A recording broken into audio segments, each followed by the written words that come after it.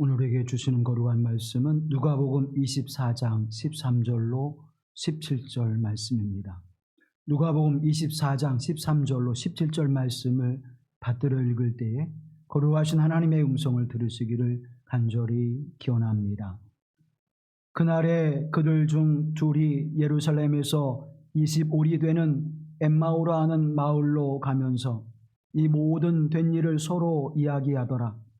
그들이 서로 이야기하며 문의할 때에 예수께서 가까이 이르러 그들과 동행하시나 그들의 눈이 가리어져서 그인 줄 알아보지 못하거늘 예수께서 이르시되 너희가 길 가면서 서로 주고받고 하는 이야기가 무엇이냐 하시니 두 사람이 슬픈 빛을 띠고 머물러 서더라. 아멘.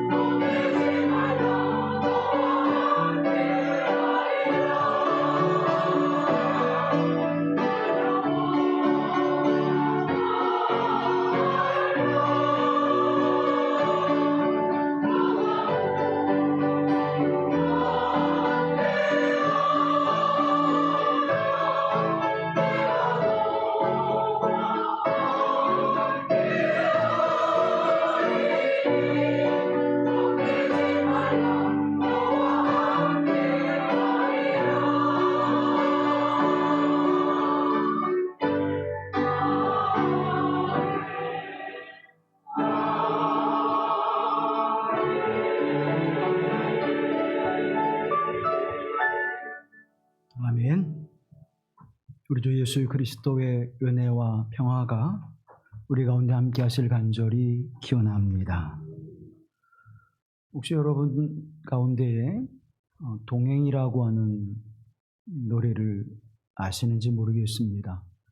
최성수 가수라고 하는 분이 동행을 1987년에 발표하면서 많은 사람들의 사랑을 받은 노래죠. 그 가사 가운데 누가 함께 나와 울어줄 사람 있나요? 누가 함께 나와 따뜻한 동행이 되어줄까라는 내용이 있습니다. 오늘 엠마오로 내려가는 두 사람에게 따뜻한 동행이 되어주시고 그들의 슬픔과 아픔에 눈물을 함께 흘려주시는 부활의 주 예수 그리스도를 만난 것처럼 오늘 저와 여러분도 그 주님을 만나는 은혜가 임하기를 간절히 기원합니다. 예수님의 제자 12제자 가운데 두 사람은 아닙니다. 그저 예수님의 제자라고 불려지는 두 사람이 하나는 글로바이지만 다른 한 사람의 이름은 나와 있지 않습니다. 엠마오로 내려가는 그 모습이 슬픈 빛을 가지고 그 발걸음에도 그 몸짓에도 무거운 슬픔이 내려앉은 발걸음이었습니다. 터벅터벅 내려가는 발걸음이었을 것입니다. 그런데 그 모습을 지켜보는 분이 계셨습니다. 부활의 주님이 그들을 바라보았고 그리고 그들 가까이 다가갔습니다. 그럼에도 불구하고 이 두 제자는 그분이 예수 그리스도인 줄을 알지 못했습니다. 성경은 이렇게 증언해주고 있습니다. 16절 보면 그들의 눈이 가리워져서 그인 줄 알아보지 못하거늘. 예수님을 함께 따랐던 사람, 제자라고 불려진다면 적어도 예수님과 3년 가까이 예수님을 곁에서 보고 또 함께 했던 이들입니다. 예수님의 그 몸짓을, 예수님의 그 음성을, 예수님의 그 삶의 채취를 느끼지 못할 그런 사람들은 아니었죠. 그런데 예수님을 알지도 그리고 그분이 누구인지도 몰랐습니다. 그 이유를 성경은 눈이 가리워져서라고 표현하고 있습니다. 길을 걸어가기 때문에 이들이 앞을 보지 못하는 사람들은 아니었을 것입니다. 영적으로 눈이 가리워져서, 마음의 눈이 가리워져서 부활의 주님을 보지 못한 것입니다. 이 가리워져서라고 하는 헬라어는 에크라툰토라고 하는 것인데 이것은 붙잡히다, 억압당하다 그런 의미를 가지고 있습니다. 그러니까 무엇인가에 붙잡혀서, 무엇인가에 사로잡혀서 보는 것을 보지 못하고 그것을 인식하지 못하는 자리에 이르렀음을 말씀해 주고 있습니다. 무엇이 이 제자들이 예수님이 곁에 계심에도 불구하고 예수님을 알아보지 못했을까요? 성경은 그 단초를 우리에게 주시는데 슬픈 빛을 띠고 있었다라고 말합니다. 이 슬픈 빛은 무엇이었겠습니까? 예수님에 대한 희망, 예수님과 더불어서 함께 모신고자 이상을 꿈꾸고 있었던 그 삶의 모습이 완전히 무너져 버리고 자신들의 희망이고 꿈이었던 예수님이 존경하고 사랑했었던 대제사장과 그리고 관리들에 의해서 무참히 짓밟히고 십자가에 못 박혀 죽으시게 만드는 그 과정을 그들은 바라보면서 큰 절망감과 그리고 무력감 그리고 자신들의 꿈이 깨트려진 것에 대한 원망과 불평이 그들에게 가득했을 것입니다. 오늘 17절 말씀에 보면 예수께서 이르시되 너희가 길 가면서 서로 주고받고 하는 이야기가 무엇이냐 하시니 두 사람이 슬픈 빛을 띠고 머물러 서더라. 다시 그 기억을 떠올리면서 마음이 너무 슬프고 너무 마음에 애통함이 있어서 이제 멈추어 서게 되는 모습을 우리에게 보여주고 있습니다.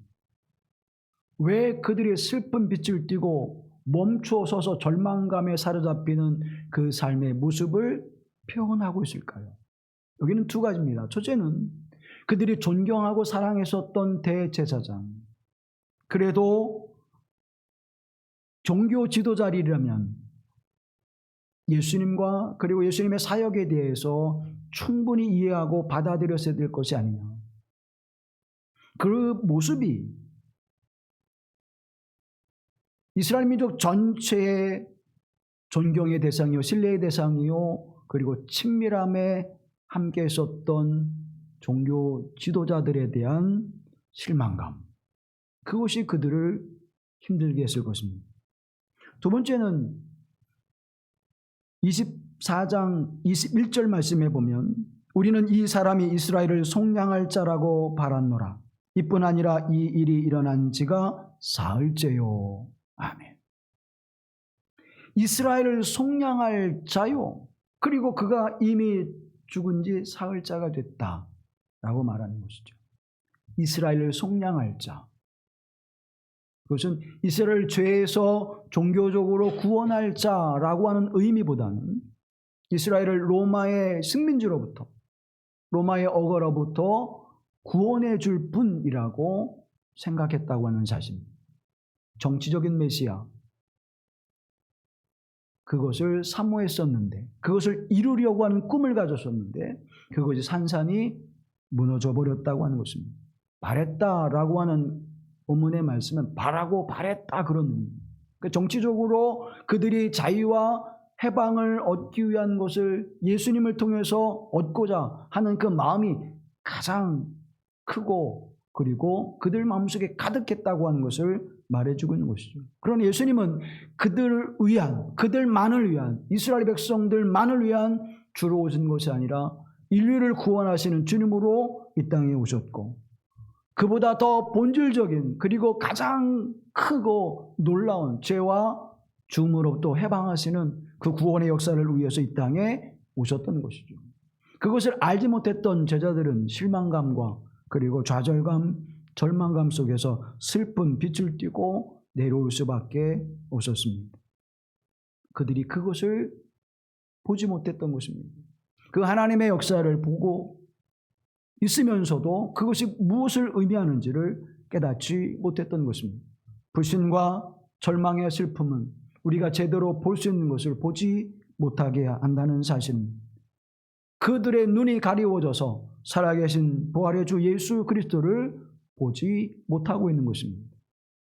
이 모습은 예수님께서 부활하셨을 때 막달라 마리아에게도 동일했습니다.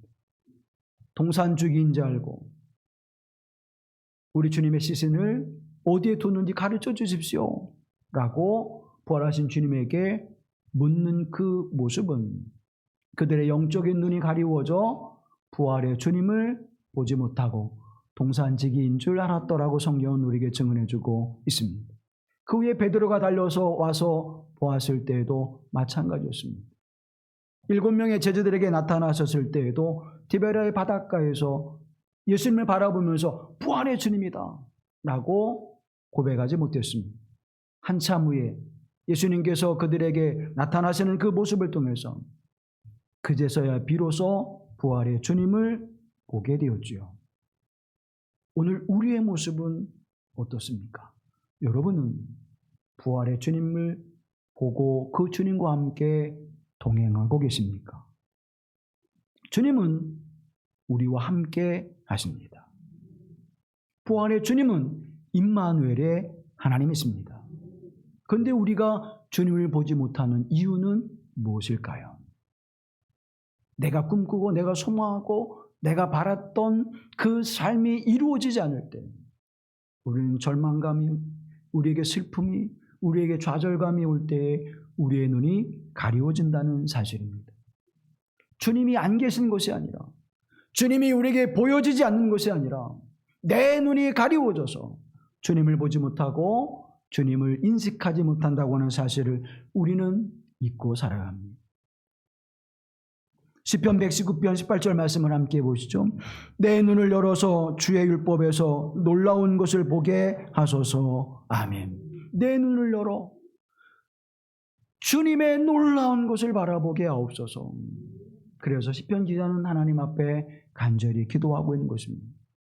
내가 주님의 역사를 바라볼 때, 내가 주님 바라볼 때 내 인생을 통해서, 이 역사와 삶을 통해서 하나님은 놀라운 일들을 이루어내신다고 하는 사실입니다. 욥은 이렇게 고백하죠. 42장 5절 말씀을 함께 봅니다. 내가 주께 대하여 귀로 듣기만 하였사오나 이제는 눈으로 주를 배움나이다. 아멘. 여러분, 욥이 얼마나 신실한 사람입니까?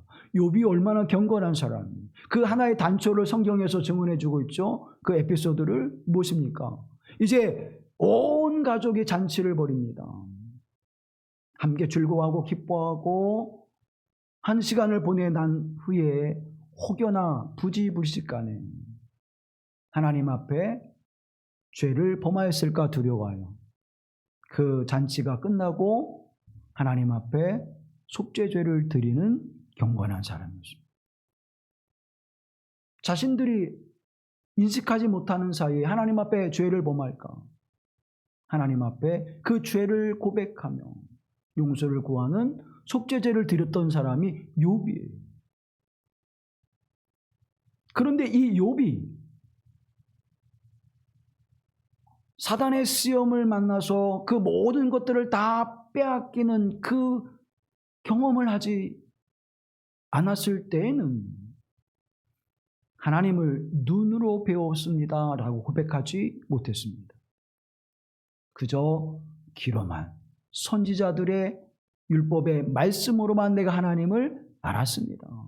그런데 그 모든 시험의 역사를 경험하고 이제 뭐라고 고백합니까? 귀로만 듣던 하나님이 아니라 이제는 눈으로 뵙게 되었습니다.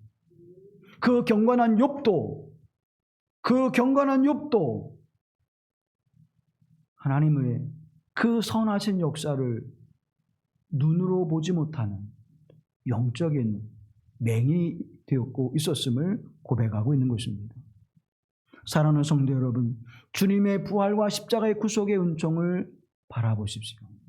오늘 나는 눈을 뜨고 내 영의 눈을 뜨고 내 심령의 눈을 뜨고 부활의 주님을 바라보고 있습니까? 아니면 내 삶 가운데 이루어지지 않은 인생의 그 비전과 꿈이 나에게 절망과 좌절감, 나에게 낙심함이 되어서 슬픈 빛을 띠고 부활의 주님을 바라보지 못하고 있습니까? 여러분의 인생 가운데 무엇이 여러분을 사로잡아 여러분의 영적인 눈을 감기워 하나님의 선하신 역사를, 하나님의 놀랍고 귀한 역사를, 부활의 주님의 놀라운 은총을 바라보지 못하게 하고 있습니까? 오늘 여러분의 영의 눈이 열려져 하나님의 귀한 역사를, 부활의 주님의 놀라운 은총을 바라볼 수 있게 되기를 간절히 기원합니다. 오늘 본문의 말씀 17절은 이렇게 우리에게 증언해 주고 있습니다. 함께 보시죠. 예수께서 이르시되 너희가 길 가면서 서로 주고받고 하는 이야기가 무엇이냐. 아멘. 예수님께서 서로 이야기를 나누는 소리를 들으면서 말씀합니다. 너희가 무엇을 이야기하고 있느냐. 여러분, 많은 사람들이 웅성웅성거려도요, 내가 늘 가까이하고 나와 함께 했던 사람의 목소리가 들려오면 우리는 어떻게 해요? 귀를 쫑긋 세우게 돼요. 이거 누구 목소리인데? 여기에 그 사람도 왔나? 이거 분명히 그 사람 목소리인데? 우리 아이 목소리인데? 여러분, 예수님과 적어도 3년 가까이 동고동락했다면 예수님의 음성을 듣고 못 알아차렸을까요? 이 음성은 주님의 음성과 같은데 혹시 주님일까? 하고 뭐예요? 확인했어야 될 거예요. 그런데 예수님께서 묻습니다. 뭔 얘기를 그렇게 주고받고 있니? 하고 물어봤는데도 불구하고, 그리고 그 말씀을 가르쳐 줬습니다. 선지자들의 때를 통해서 예수 그리스도가 어떻게 구원의 역사를 이루시고 또 메시아로 이 땅에 오신지는 그 모든 일들을 가르쳐 주셨습니다. 그런데도 여전히 부활의 주님인 것을 알지 못했다는 것입니다. 귀가 있으되 듣지 못하는 이들이었죠. 주님의 음성이 있을 때 그 음성을 듣지 못했습니다. 그래서 우리는 하나님 앞에 이렇게 원망하죠. 하나님은 도대체 벙어리십니까? 왜 내게 말씀하지 않습니까? 하나님이 벙어리가 아니라 내 귀가 닫혀 있다고 하는 사실을 깨닫게 되기를 간절히 기원합니다. 내 귀가 닫혀 있으니까 천둥이 치고 우레가 발하여도 그 소리가 들리지 않는 거예요. 하나님이 내게 말씀하시지 않는 것이 아닙니다.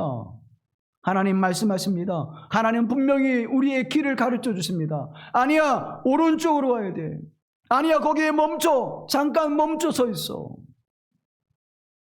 하나님은 우리에게 위험을 직감하시고 하나님은 우리의 길을 온전히 가르쳐 주시기 위해서 늘 우리에게 말씀해 주십니다. 그런데 우리는 그 음성을 듣지 못하고 우리가 생각하고 우리가 바라고 우리가 계산한 그 길을 향해서 달려가기에 주님의 음성을 듣지 못하는 것이죠. 또 우리가 듣지 못하는 이유는 무엇입니까? 무엇인가에 골똘해 있을 때 못 듣죠. 언제 왔어? 아까 왔는데. 몰랐어? 내가 그렇게 불렀는데 몰랐어. 뭐에 집중할 때? 뭐에 집중해? 내 삶에, 내 욕망에, 내가 꿈꾸는 비전에. 하나님의 영적인 사건과 하나님의 영적인 은혜를 진리와 생명의 말씀, 그리스도 예수의 복음에 집중하는 것이 아니라 하나님 내 삶 속에 이와 같은 일들을 하나님이 나를 통하여 하나님의 진리와 하나님의 생명과 하나님의 구원의 역사를 나타내시옵소서. 내가 그렇게 쓰임받는 하나님의 사람인 것을 내가 압니다. 주여 나를 통하여 오늘 어떠한 일을 이루시기를 원하십니까? 주님 내게 말씀하시옵소서. 믿음으로 순종하겠나이다. 사무엘이 주의 음성을 들을 때 주여 내가 여기 있나이다. 말씀하시옵소서. 주의 종이 듣겠나이다. 그런 믿음의 자세가 아니라 뭐라 말씀하시든 나는 내가 원하고 내가 소망하고 내가 바라는 길로 달려가겠습니다. 그러니 주님의 음성이 안 들리는 것이죠. 예수님께서 비유로 말씀하신 후에 그 뒤에 붙이는 말씀이 있습니다. 뭐라고 하십니까? 귀 있는 자는 들을지어다. 귀가 없는 사람이 어디 있어요? 장애를 가지고 나온 사람을 제외하면 다 귀를 가지고 있습니다. 그런데 왜 듣지 못할까요? 주님의 음성에 주목하지 않기 때문입니다. 하나님의 역사에 주목하지 않기 때문입니다. 지난 한 주를 살아오시면서 주님을 바라보고 주의 음성을 들으면서 여러분의 인생을 살아오셨습니까? 아니면 아무 소리도 못 듣고 그냥 한 주간을 바삐 오다 보니까 오늘이 주일이네 그리고 예배당에 오셨습니까? 여러분 심각한 거예요. 슬픔의 빛이, 절망의 마음이 내 욕망과 내 탐욕에 사로잡혀서 그것에 얽매여서 내가 보지 못하고 듣지 못하는 슬픈 인생을 살아오고 있는 것입니다. 부활의 주님이 사셨다고 하는 것을 들을 때 여러분 얼마나 기쁘고 얼마나 놀랐겠습니까? 그래 내 주님이 살아나셨어. 부활의 주님이 살아나셨어. 여러분 얼마나 마음이 기쁠까요? 그 어둠에 짓눌렸던 그 마음이 이제는 밝게 환한 빛으로 광명의 빛으로 빛날 것 아니에요. 그 인생이 얼마나 기쁘겠습니까? 그 인생이 얼마나 행복하겠습니까? 그런데 여전히 부활의 주님이 계심에도 불구하고 슬픔의 빛으로 절망의 빛으로 살아가는 인생으로 살아가고 있다면 얼마나 불행한 영혼이에요. 여러분 행복한 믿음의 길을, 행복한 신앙의 길을 걸어가시길 간절히 기원합니다. 슬픔의 인생이 아니라 부활의 주님과 함께 행복한 믿음의 길, 따뜻한 동행을 해주시는 주님과 같이 여러분의 인생을 살아가시기를 간절히 기원합니다. 근데 그것뿐이 아니에요. 그들의 마음이 굳어져 아무런 감동이 없었다는 것입니다. 언제 알게 됐습니까? 주님께서 식탁에서 떡을 떼시고 축사하시고 떡을 떼서 그걸 나눠주시고 먹을 때 비로소 눈이 밝아져 주님이신 것을 알게 되어집니다. 그리고 돌이켜 생각해 보니까 그때 내려오던 길에 말씀을 우리에게 주실 때에 우리의 마음이 뜨겁지 아니하더냐. 그러면 그 전에는요 뜨거운 걸 못 느낀 거예요. 주님의 사랑과 주님의 은혜와 구속하신 하나님의 은총의 그 놀라운 역사를 제자들은 느끼지 못했던 것입니다. 마음으로 아무것도 느끼지 못하는 거예요. 예배를 드려도 마음으로 주님의 그 은혜를 느끼지 못하는 거예요. 사랑하는 믿음의 형제 자매를 만나도 마음에 뜨거운 사랑의 모습이 우리에게서 나타나지 않는 거예요. 사랑하는 성도 여러분, 하나님의 임재하심과 우리 주 예수 그리스도의 함께하심을 경험하는, 부활의 주님의 은총을 경험하는 이들의 마음은 따뜻해질 수밖에 없습니다. 부활의 주님을 모시고 따뜻한 마음, 따뜻한 가슴으로 살아갈 수 있게 되기를 간절히 기원합니다.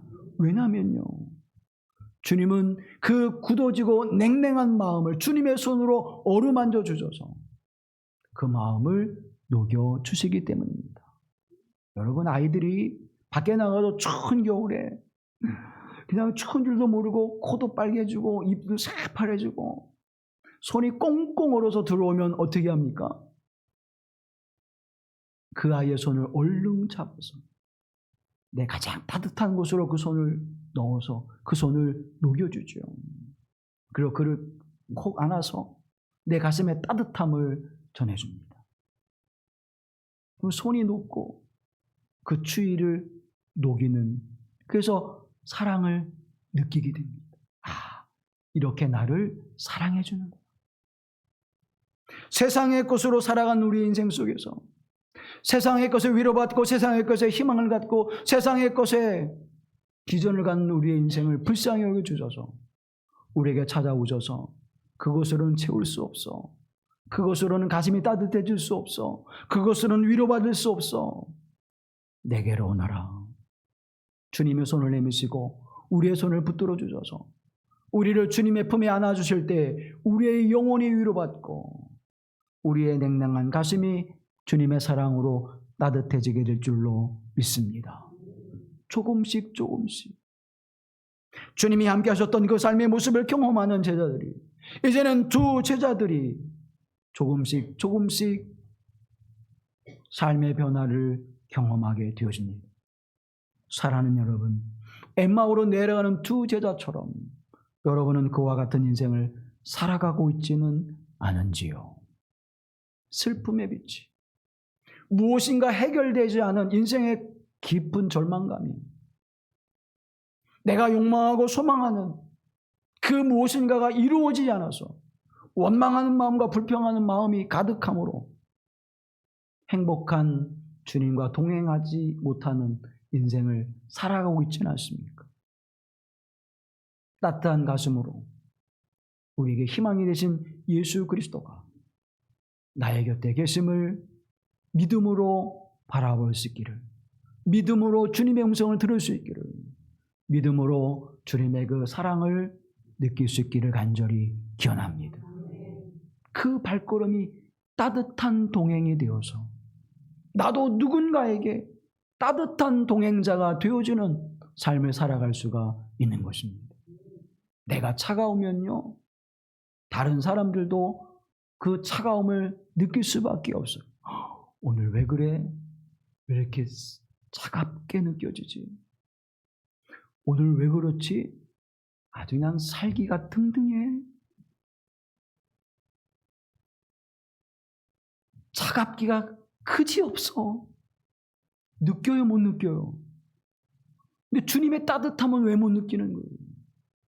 주님의 곁에 계시고 동행하시고 나와 함께 하시는데 왜 그 따뜻함은 못 느끼고 사람들의 차가운 것은 아주 그냥 잘 느껴요?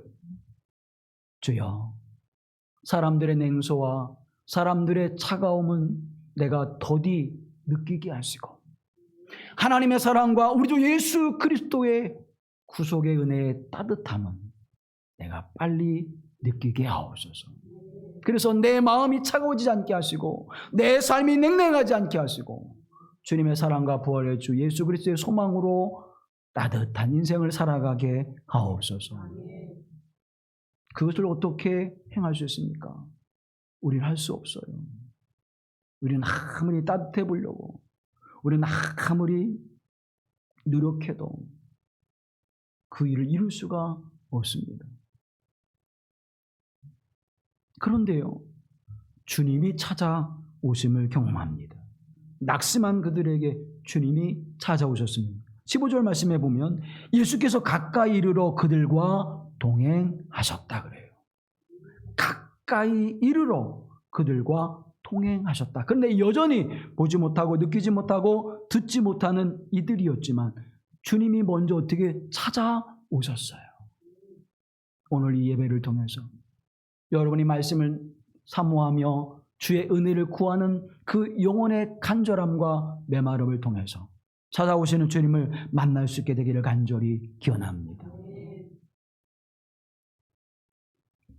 그들에게 축사하시고 떡을 떼어 나누어 주실 때에 부활의 주님인 것을 알게 되었습니다.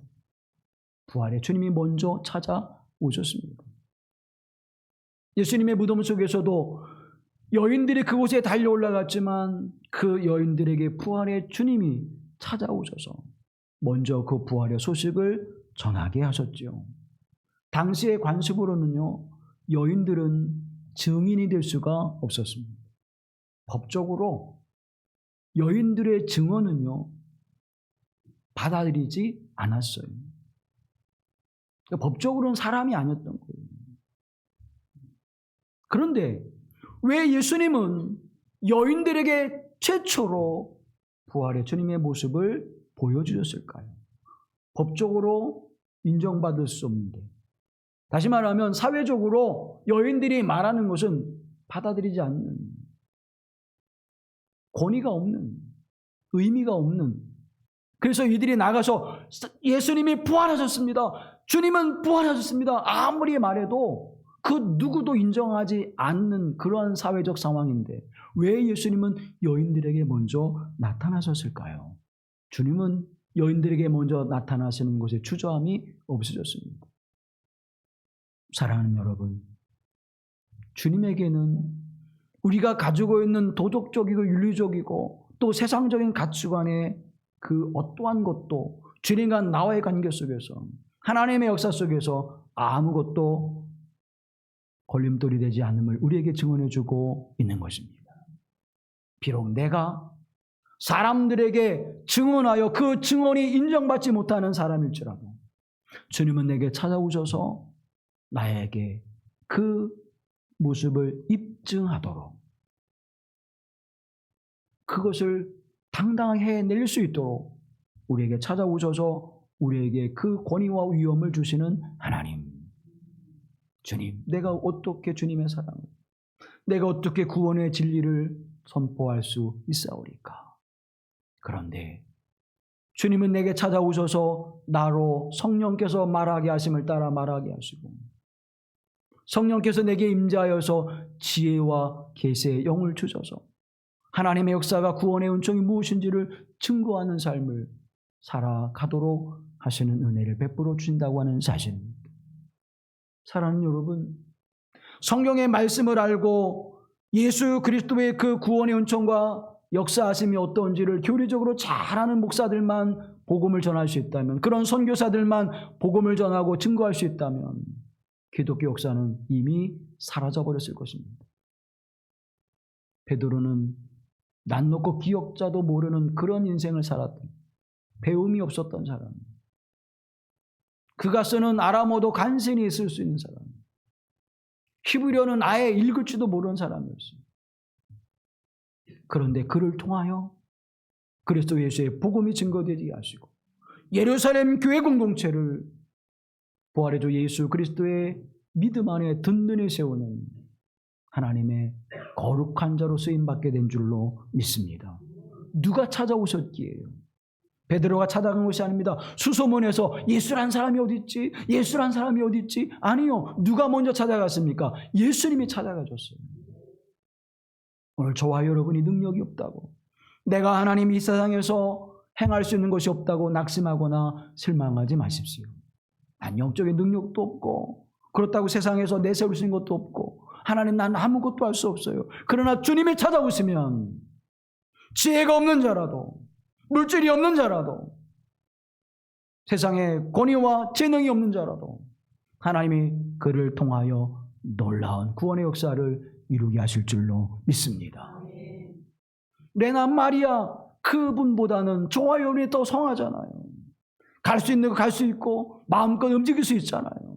그런데 그분보다 우리가 복음을 더 열심히 전했습니까? 그렇지 않았잖아요.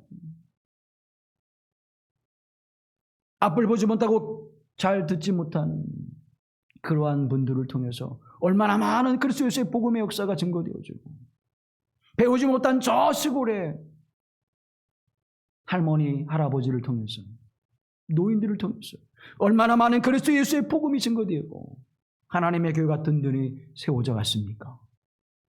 세상이 바라보는 가치와 세상이 바라보는 그 기준에 복음의 역사가 있지 않습니다. 주님이 찾아오시면 눈먼 자도, 주님이 찾아오시면 말을 하지 못하는 자도, 주님이 찾아오시면 듣지 못하는 자도, 주님이 찾아오시면 걷지 못하는 자도 그리스도 예수의 복음을 증거하는 삶을 살아갈 줄로 믿습니다. 부활의 증인된 삶을 살아낼 줄로 믿습니다. 문제는 주님이 찾아오실 때 그분이 내게 곁에 계심을 아느냐 모르느냐의 차이뿐이라는 것입니다. 사랑하는 성도 여러분, 주님은 우리에게 찾아오시는 주님이십니다. 그리고 주님 찾아오셔서 그들에게 말씀을 깨닫게 하세요. 오늘 27절 말씀 함께 보시죠.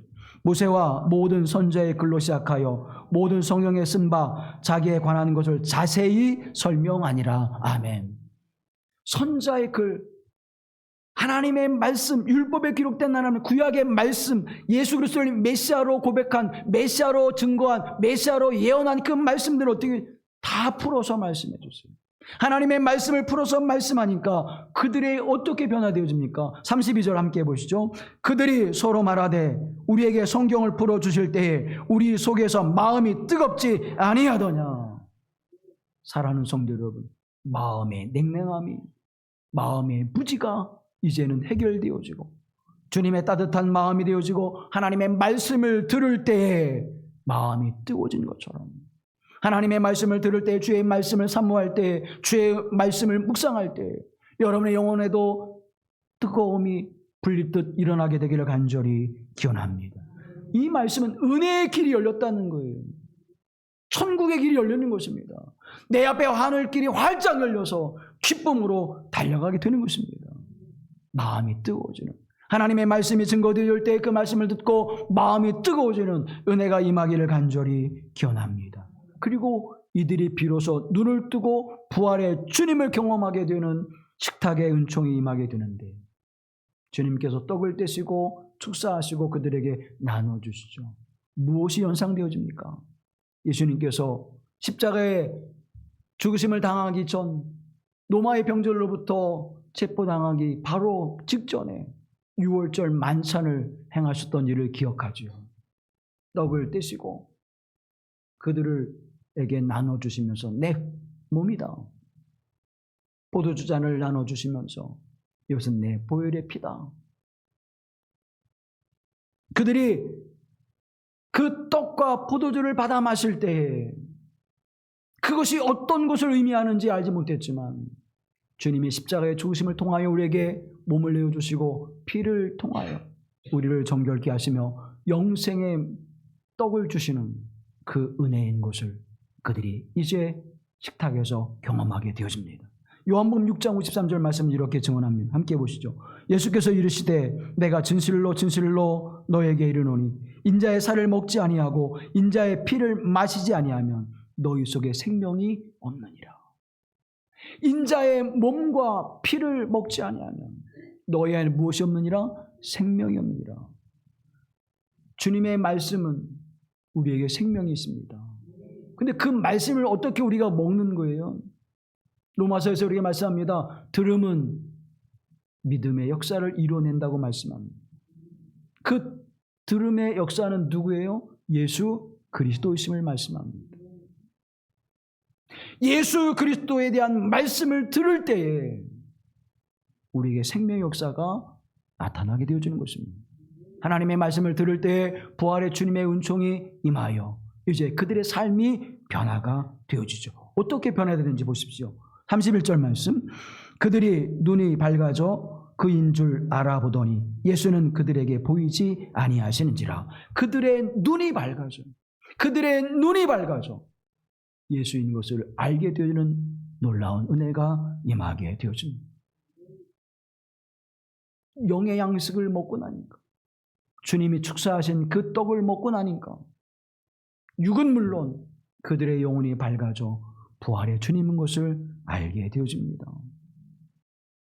예수님께서 이와 같은 말씀을 주십니다. 마태복음 6장 22절 이하의 말씀 함께 보시죠. 눈은 몸의 등불이니 그러므로 내 눈이 성하면 온몸이 밝을 것이요 눈이 나쁘면 온몸이 어두울 것이니 그러므로 내게 있는 빛이 어두우면 그 어둠이 얼마나 더하겠느냐. 아멘. 아멘. 눈이 나쁘면 우리의 몸이 어떻게 해요? 어둡게 된다는 거예요. 왜 우리가 낙심하고 실망하고 좌절하고 슬픈 빛을 띠고 코가 석자가 나와서 어깨가 쭉 늘어진 자를 살아갑니까? 부활의 주님을 보지 못하기 때문입니다. 내가 고난과 시련과 역경의 자리에서 내가 나를 구원하시는 주님, 나를 대신하여 모든 죄를 짊어지시고 나를 의롭다 하시는 그 주님을 바라보지 못하기에 이 죄를 어찌 알고 이 실패한 인생을 어찌 내가 다시 세울고 그걸 낙심하는 거예요. 주님은 나와 함께 하셔도 나를 다시 일으켜 세우시고 주님은 다시 나를 주님의 은총 안에서 그 모든 죄를 용서하시고 나에게 구원의 은혜를 베풀어 주심을 믿음으로 바라본다면 우리는 낙심할 이유도 슬픈 빛을 띄울 이유도 우리의 인생에 슬플 이유도 없다는 것입니다. 눈이 나쁘면 몸이 어두워지는 것입니다. 부활의 주님을 바라보지 못하면 우리의 인생은 슬픈 빛을 띌 수밖에 없는 것입니다. 이 눈이 나쁘다라고 하는 헬라어는 포네로스라고 하는 뜻, 포네로스. 이 포네로스라고 하는 것은 비난받을 만한 불행한 그런 뜻입니다. 그런데 그 언어의 본질적인 뜻은 불투명해진다 그런 뜻이에요. 왜 불행해지고 왜 악한 것의 모습이 나타나게 되고 비난한 일이 되느냐? 불투명한 거예요. 내 인생이 불투명해요. 여러분 눈이 시력이 안 좋으면 뭐로 대신해줘? 저처럼 안경으로. 근데 눈이 나쁜데도 계속 있으면 어때요? 잘 보이지 못해요. 사람이 와도 누군지 잘 식별하지 못하게 되고 글을 읽을 때도 뭐예요? 눈을 가까이에만 보이기도 하고. 그래서 우리가 옛날 아이들, 요즘에는 부모님들이 아주 지혜로워서 얘가 눈에 문제가 있구나. 안과도 데리고 가고 안경도 씌워주고 그러지만 예전에는 어떻게 했습니까? 텔레비전 볼 때 애가 자꾸 앞으로 가. 야 이놈의 자식아 앞으로 자꾸 가면 눈 나쁘냐 왜 앞으로 가? 혼내치기만 했어. 왜 그런지 몰라. 왜 혼내치기만 하지? 혹시 얘가 눈이 잘 안 보여서 앞으로 가는 건 아닐까? 그 생각은 안 해. 왜 그렇게 앞으로 가? 눈 나빠지는데. 그리고 나중에 시력 검사에 눈이 나쁘면 거봐! 텔레비전 앞에서 보는 거지. 참 옛날 어른들은 참 무지함에 용감했잖아요. 눈이 안 보이니까 앞에 갔지. 그러면 얼른 알아차리고 얘가 눈이 나쁘구나. 조치를 취해줘야죠. 사랑하는 여러분, 불투명하니까, 깝깝하니까, 답답하니까 여러분의 인생은 어떻습니까? 주님의 시선으로 나의 인생을, 세상을 바라볼 수 있게 되기를 간절히 기원합니다. 눈이 밝아져야 돼요. 눈이 밝아져. 우리에게 어떤 삶의 모습이 다가올지라도 어떤 일들이 다가올지라도 하나님은 그 모든 것을 어떻게 하신 하나님이다? 선을 이루신 하나님이시다. 그래서 우리에게 말씀하잖아요. 하나님은 선을 만드신 하나님. 하나님은 선하시다. 그 하나님이 내게 주어지는 모든, 하나님 백성들에게 주어지는 모든 일을 다 무엇으로 열매 맺게 하신다? 선으로 열매 맺게 하신다. 그래서 악을 선으로 바꾸신 하나님, 죽음을 생명으로 바꾸시는 하나님. 그렇다면 내 인생 가운데 주어지는 모든 좌절과 절망과 낙심의 일들, 시련과 고난의 일들은 하나님 그 일을 그렇게 내버려 두시고 내게 그 아픔과 고난과 시련의 열매를 놔두실까요? 아닙니다. 내가 비록 실수하고 내가 비록 어둡고 내가 비록 지혜롭지 못해서 잘못을 했을지라도 그 잘못을 통하여 하나님의 은혜의 자리로 이끄시사 선한 열매로 우리에게 거두게 하신 하나님이신 줄로 믿습니다. 그것이 하나님이잖아요. 그런데 우리는 그것을 어떻게 해요? 깨닫지 못해요. 그리고서는 원망하고 불평하고 회의론자가 되어져. 디모데전서 4장 4절 이렇게 말씀합니다. 하나님께서 지으신 모든 것이 선함에 감사함으로 받으면 버릴 것이 없느니라. 아멘. 하나님이 만드신 것이 다 어떻게 하다고요? 선하시다고요. 그런데 우리는 하나님은 나의 인생을 어떻게 만드셨어요? 불행하게 만드셨어요. 하나님 왜 나는 지혜도 없고, 하나님 왜 나는 육체가 강건하지도 않고, 하나님 나는 왜 재능도 없고, 하나님 내게는 물질도 없고. 그래서 하나님 무에서 유를 창조하신 하나님이잖아요. 내가 다 있으면 하나님 하실 일이 없잖아요. 그죠? 네가 다 알아서 해. 하나님 없으니까 감사합니다. 그래서 없음에서 만들어낸 하나님의 역사가 얼마나 놀랍고 크십니까? 내가 만드는 것은 뭐 어때요? 내가 만드는 재능으로 만드는 것들이 여러분 하나님 만드신 것보다 더 아름다워요. 내가 아름다운 좋은 옷을 입고 화려하게 입는 것보다 뭐예요? 하나님 만드신 꽃이 더 아름답지 않습니까? 솔로몬의 옷보다 들의 꽃이 더 아름답지 않느냐. 우리 그 말씀은 숱하게 읽어. 숱하게 읽어. 근데도 뭐예요? 내 인생 속에 피는 꽃은, 하나님의 피우시는 꽃은 뭐예요? 그 꽃을 우리는 못 봐. 하나님 나는 왜 맨날 거울 보면서, 하나님 나는 왜 맨날 이 모양으로 이렇게 살아야 됩니까? 여기도 고쳐보고 저기도 고쳐보고 그게 마음에 안 들어. 하나님이 하실 때, 하나님께 맡겨드릴 때 가장 아름답고 귀하고 존귀하게 저와 여러분의 인생에 세워지게 될 줄로 믿습니다. 하나님이 하시더라고요. 그랬더니 그들이 놀랍게 변화돼요. 30절과 31절 말씀 함께 보시죠. 31절. 그들과 함께 음식 잡수실 때에 떡을 가지사 축사하시고 떼어 그들에게 주시니 그들의 눈이 밝아져 그인 줄 알아보더니 예수는 그들에게 보이지 아니하시는지라. 아멘. 눈이 밝아져서 이제 눈이 밝아져 마음이 뜨거웠던 것을 기억하게 하시고 주님이 우리와 함께 하셨구나를 경험하게 하시는 은혜를 있게 되어집니다. 그런데 보세요. 이 밝아졌다라고 하는 헬라어가 디아노이고, 디아노이고. 근데 이 디아노이고는 열려졌다 그런 뜻이거든요. 눈이 열려져서 하나님의 역사를 바라보게 되는 것입니다. 여러분의 영의 눈이 감겨져서 아무것도 보지 못하고 낙심하고 슬퍼하는 인생이 아니라 눈이 환하게 열려져서 하나님의 역사를 바라볼 수 있는 은혜가 임하기를 간절히 기원합니다. 그런데 이 디아노이고라고 하는 단어는 두 단어가 합쳐진 거예요. 디아라고 하는 접두사 그리고 아노이고라고 하는 명사가 합쳐진 거예요. 디아라고 하는 것은 무엇을 통해서 무엇에 의해서라는 뜻이고 아노이고라고 하는 뜻은 열다 그런 뜻이에요. 그러니까 무엇에 의해서 무엇을 통해서 열다 그런 뜻이에요. 그러면 이 디아노이고라고 하는 것은 눈이 밝아지는 것은 내가 스스로 눈을 밝게 하는 것이 아니라 누군가의 힘에 의해서 무엇인가에 의해서 어떻게 밝아지는 거예요. 그래서 눈이 밝아졌다. 그러면 그들의 눈을 두 제자의 눈을 밝게 한 것은 누구예요? 부활의 주 예수 그리스도이십니다. 주님이 우리와 함께 하실 때 우리의 눈이 밝아지게 될 줄로 믿습니다. 그리고 그들이 마음이 뜨거워졌음을 경험하게 되죠. 나 같은 죄인 살리신 찬양으로 우리에게 알려진 존 뉴턴 목사님이 계십니다. 이분이 이런 말씀을 하십니다. 성경에 있는 모든 말씀을 다 찢어 없앤다고 해도 누가복음 24장만 있으면 성경은 존재할 가치가 있다.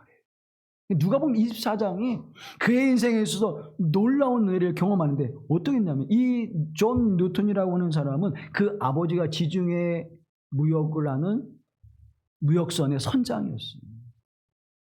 그러니까 어려서부터 뱃사람들과 함께 어울려 살았어요. 그리고 이분이 11살의 어머니를 잃어버렸습니다. 세상을 떠났어요, 어머니가. 그러니까 11살 때부터 배에서 아버지하고 같이 뭐예요? 선원들과 함께 살아요. 선원들이 뭐 도덕적이고 윤리적이고 그런 사람들이 아니죠. 어떤 사람은 죄인도 있었고 어떤 사람은 방탕한 사람. 그 선원들과 함께 살다 보니까 이 윤리적인 도덕적인 개념이 없어져 버립니다.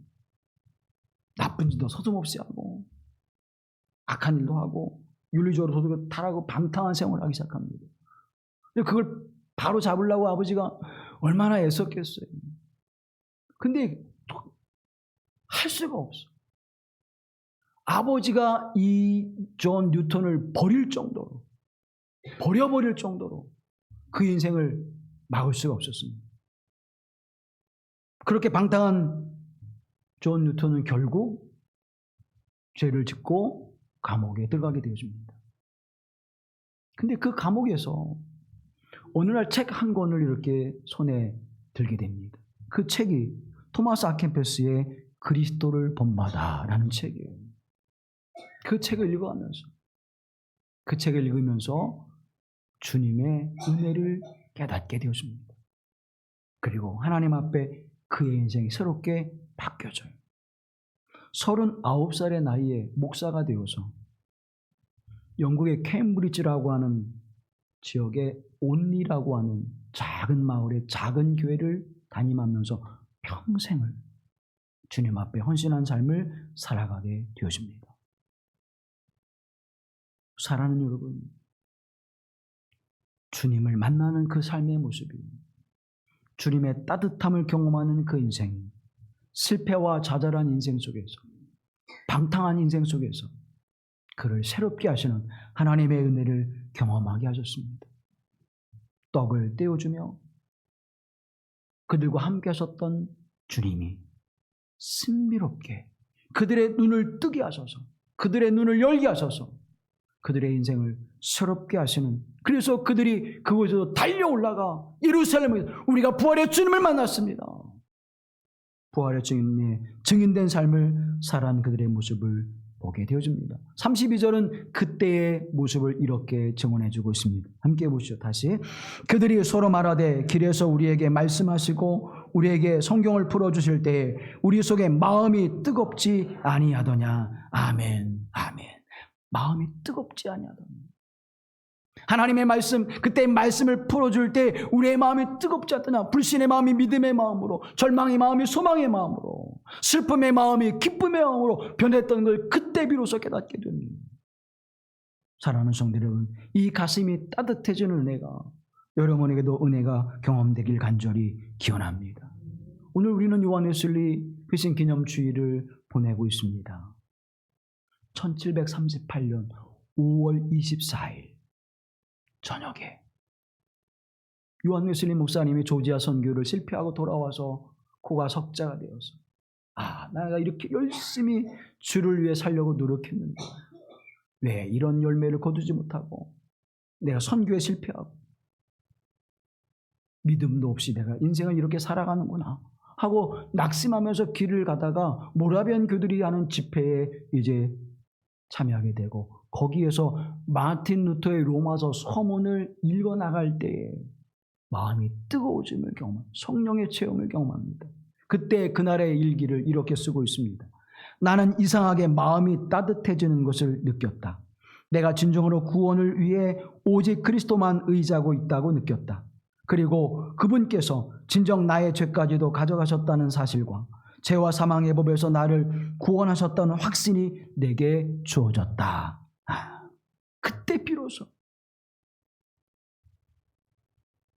그때 비로소 하나님의 영을 체험하게 되어지고 그 영의 은총을 통해서 그의 눈이 열리고 그의 가슴이 뜨거워져 부활의 주 예수 그리스도를 증언하며 살아가는 그 은혜가, 십자가의 구속의 은총이 무엇인지, 부활의 주님의 소망이 무엇인지를 그때야 알았다는 것입니다.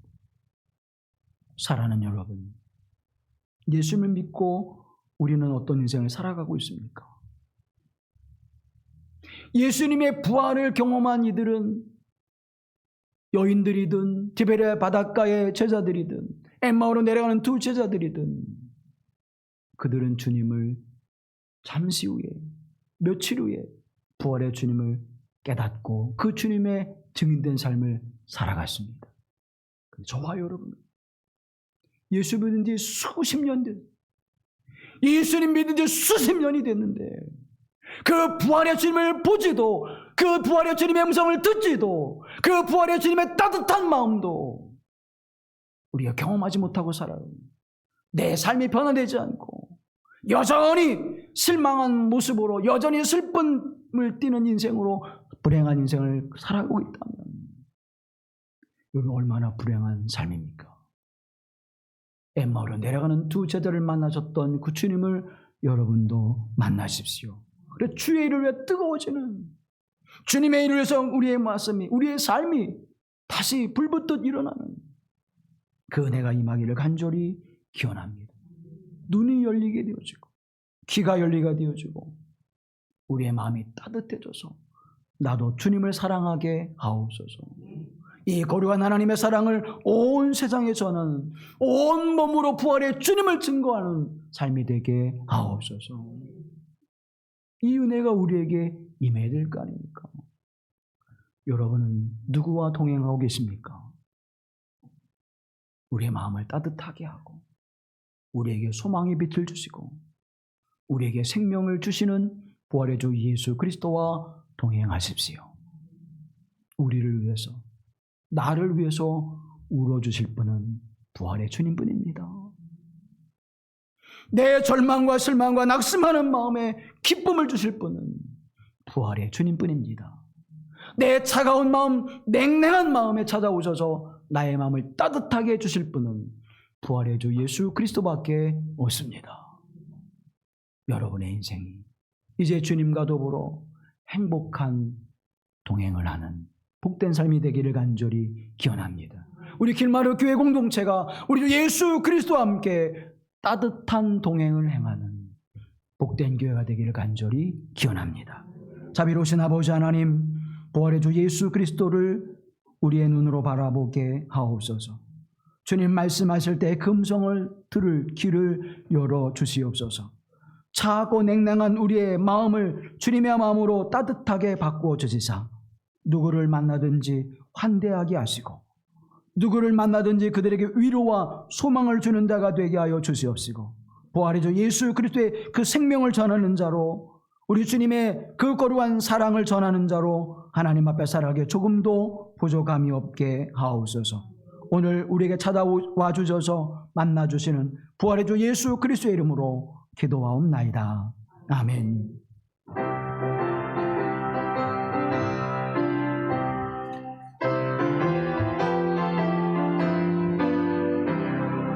어디든지 예수 나를 이끌며 어디든지 예수 함께 가려네. 예수 함께 아니 가면 낙없고 예수님과 동행하면 겁없네. 어디를 가든지 겁낼 것 없네. 어디든지 예수 함께 가려네. 세상 친구 모두 나를 떠나도 주와 동행하면 외로움 없겠네. 가는 길이 위태하고 험해도 어디든지 예수 함께 가려네. 어디를 가든지 겁낼 것 없네. 어디든지 예수 함께 가려. 세상 친구 모두 나를 떠나도 세상 친구 모두 나를 떠나도 주와 동행하면 외로움 주와 없겠네. 동행하면